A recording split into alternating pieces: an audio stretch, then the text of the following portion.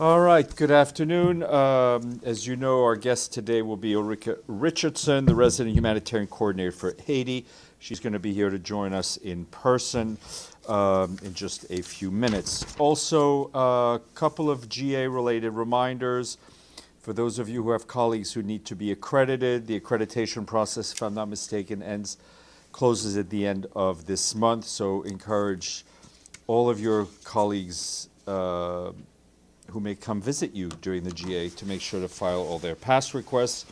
Also, our friends in the Department of Global Communications have just set up the webpage for the High Level Week 2025. It is now live at un.org/en in English /High Level Week 2025. It's a very useful repository for information on the main events during the High Level Week, which is, to be reminded, will take place 22nd to 30th of September. The links and pages will be updated as more information on times, venues becomes available.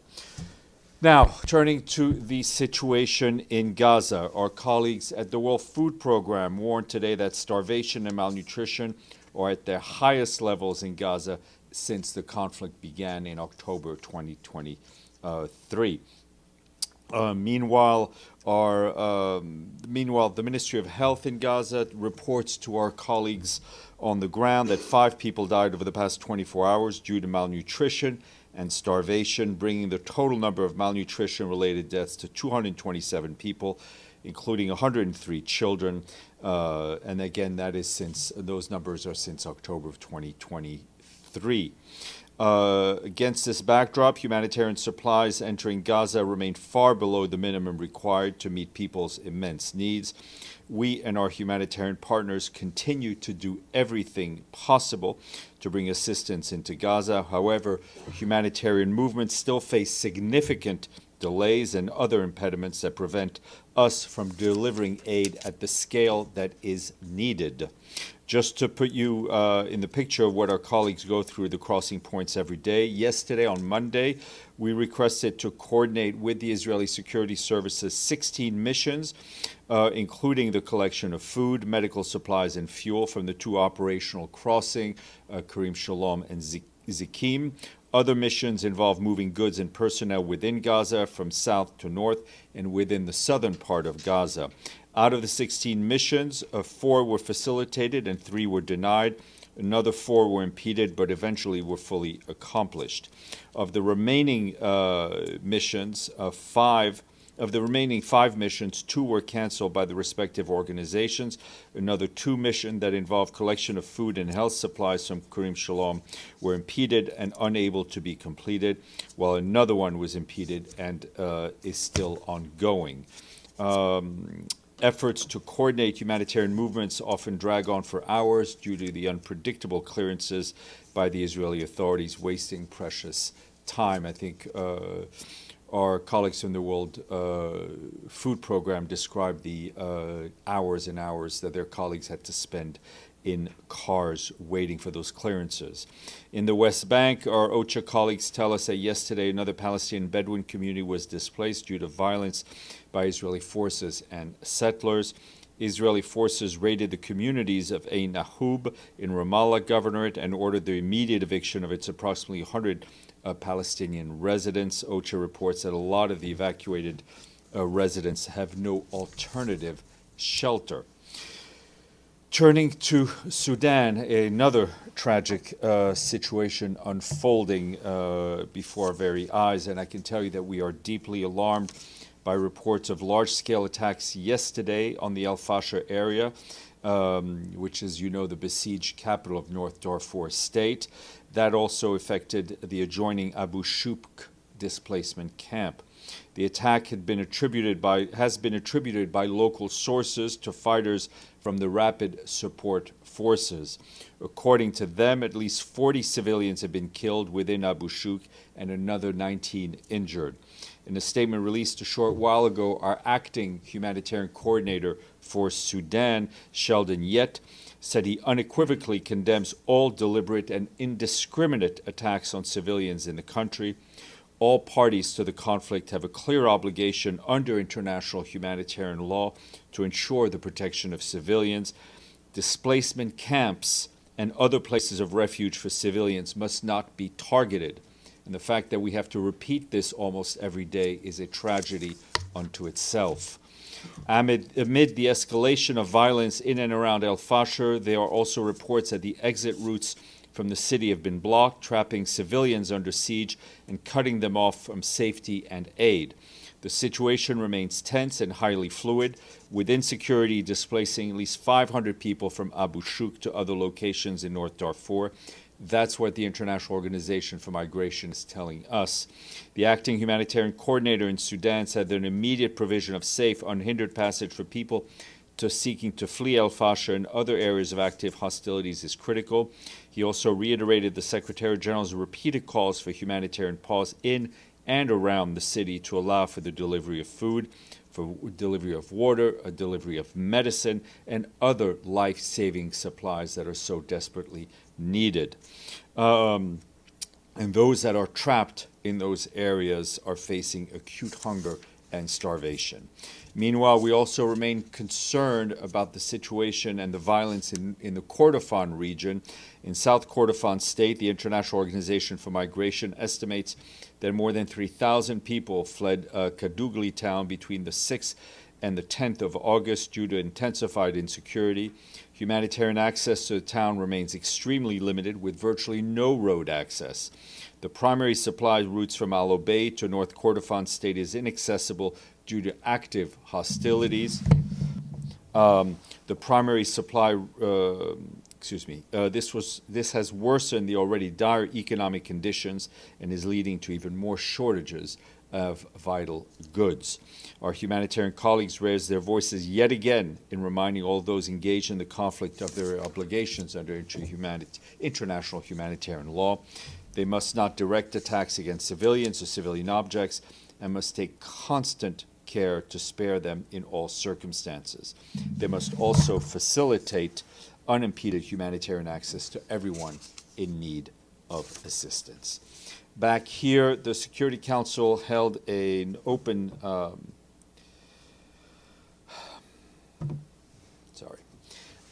back here, the Security Council held an open session on Yemen this morning, speaking via video conference from Amman in Jordan. Our Special Envoy for Yemen, Hans Grunberg, reaffirmed that his office remains focused on supporting de-escalation on the front lines, establishing a path for talks between the parties, and the continuing work with the region and international community to support Yemen.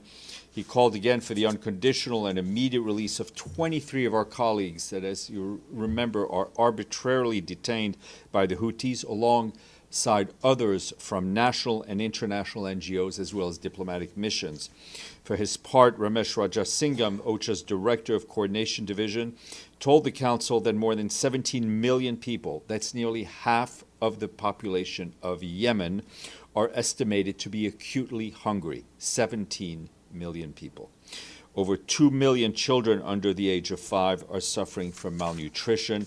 He added that the Yemen Humanitarian Fund will be releasing $20 million to address the negative impacts of the continuing food insecurity in Yemen. This funding will be focused on reaching those who are most suffering. And our World Food Program colleagues are are urgently calling for more humanitarian support in Rakhine State, where deadly combination of conflict, blockades, and funding cuts is driving a dramatic rise in hunger and malnutrition in that part of Myanmar. WFP notes that in central Rakhine, the number of families not able to afford to meet the basic needs has reached 57%. That's up from 33% in December of last year. Despite dwindling resources, the World Food Program is working to resume limited life-saving support in the worst-hit areas. WFP requires $30 million to assist 270,000 people in Rakhine State for the next 6 months. And as you have seen yesterday afternoon, we issued a statement in which the Secretary General said he was deeply saddened by the passing of Senator Uribe in Colombia, sending his condolences to his family. That statement was really shared with you. Also, today is International Youth Day. On this day, the Secretary General has a message for the young people everywhere, which is that their voice and ideas matter. And on this International Youth Day, he also is appointed for the third cohort of Youth Advisory Group on Climate Change. For this third cohort, the Secretary General is expanding the group from 7 to 14 members. This is in response to the concerning global trends of shrinking civic space and funding limitations that are putting young activists at risk and hindering meaningful youth engagement in climate meetings and climate efforts. The group, which includes representatives between the ages of 17 and 28 from all regions across the world, from a variety of identities, experiences, perspectives, and expertise. The group will provide Secretary General with practical outcome-focused advice, diverse youth perspectives, and concrete recommendations to support our work and to accelerate global action to tackle the climate crisis.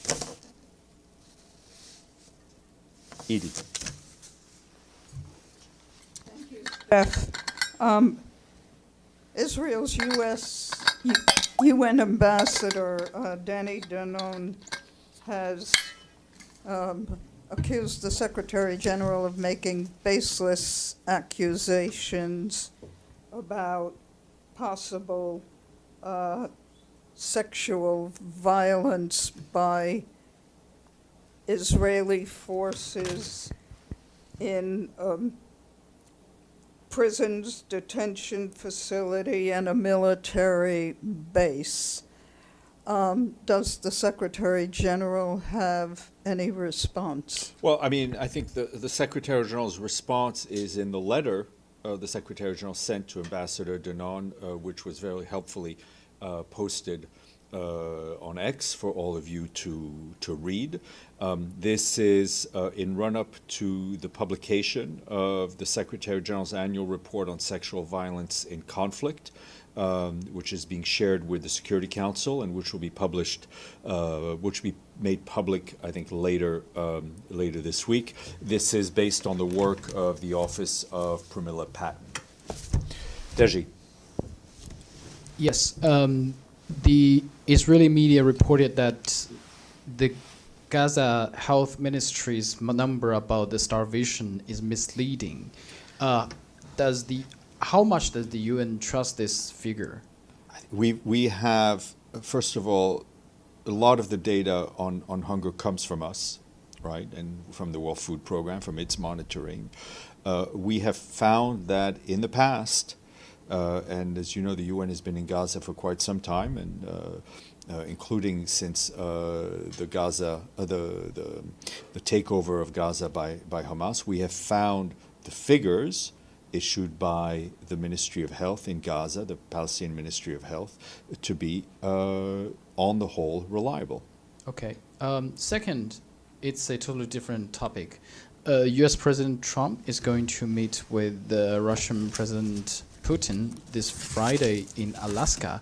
Any expectations from the Secretary General, especially concerning the Ukrainian crisis? Thank you. We welcome the constructive dialogue between member states. With regards to Ukraine, we of course reiterate our urgent call for an immediate, full and unconditional ceasefire as a first step towards a just, comprehensive and sustainable peace, one that upholds Ukraine's sovereignty, independence and territorial integrity within its internationally recognized borders and in line with the UN Charter, in line with international law and all relevant UN resolutions. We, of course, stand ready to support any efforts towards that end. Abdelhamid, please. Thank you, Steph.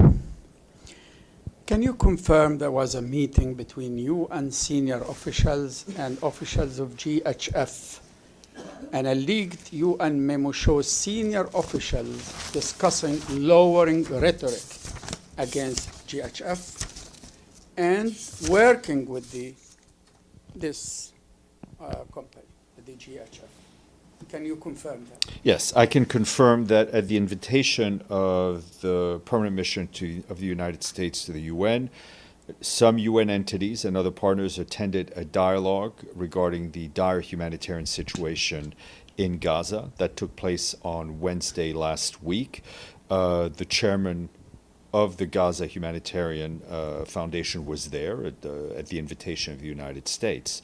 As for the email that has been reported on, we're not going to comment on leaked emails, but I think our position, and as we've said repeatedly, that the humanitarian situation in Gaza is catastrophic, tragic, whatever word, and it's hard to sometimes to find the words that match the situation. It's teetering on the brink of famine.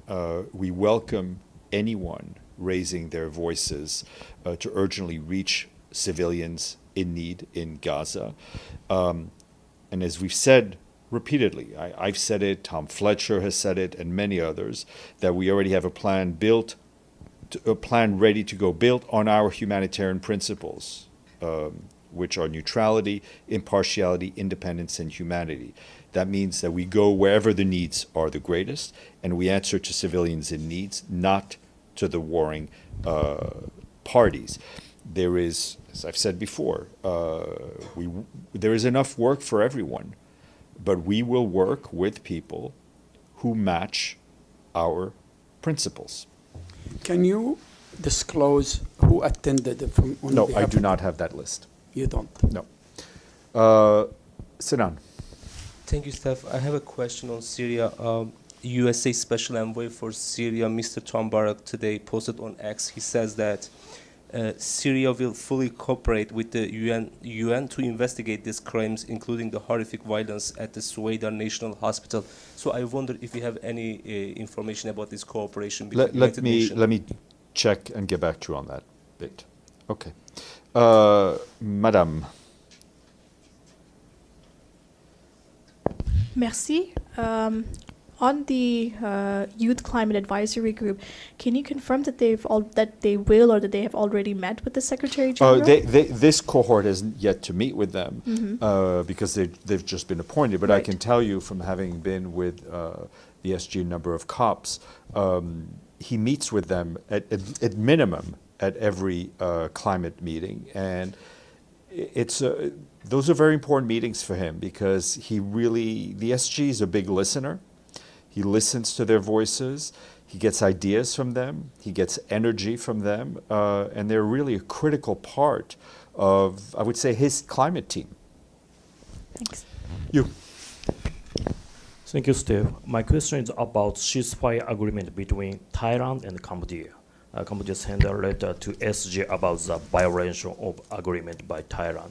Can you confirm it, and then could you give me a comment? I have not seen such a letter, but I will check the mailbox and get back to you. Okay. Yes, please, go in the back. Good afternoon. About 3 weeks ago, the World Food Program said it will suspend all humanitarian operations in northeast Nigeria without getting a funding of about $130 million by the 31st of July. So I want to ask if it has suspended operation or if it was able to get the funding by July 31st. We can check. We can check with our World Food Program colleagues, and we'll let you know. Pam, please. Thanks, Steph. I wanted to follow up on Deji's question earlier on Ukraine. What would you say the UN's role would be in Ukraine? Does the UN have a role to play? Obviously, it has in the General Assembly, it has in the Black Sea Grain Initiative. If there is any kind of peace talks, and does Ukraine need to be at the table in terms of your view of these talks that are coming up on Friday? And obviously, that's been something that's been in the news. I don't think it's not clear whether anything's been decided one way or another. I would just, and this is not our summit, these are not our talks, but I would say as a matter of principle it seems to me that in order to have a just and sustainable peace between two parties, it is helpful that all of the parties involved in the conflict be at the same table.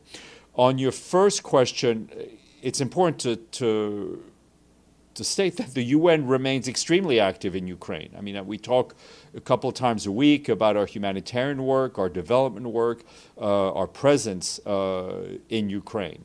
What our role will be,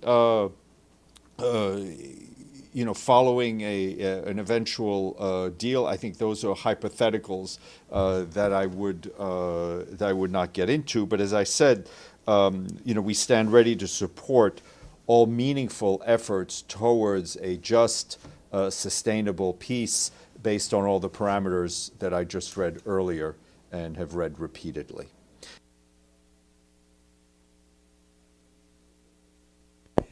I want to go back to my question yesterday. You said this crime against the journalists should be investigated. I ask you, you don't investigate a crime if the criminal is obvious. Wouldn't it be appropriate to say that this is an extrajudicial killing and it's a war crime? Why are you calling for investigation? You asked the question yesterday. I answered it to the best of my abilities yesterday. But did it happen? We can have a discussion, but I think you asked the question. I gave the answer, and we will get our guest. Thank you.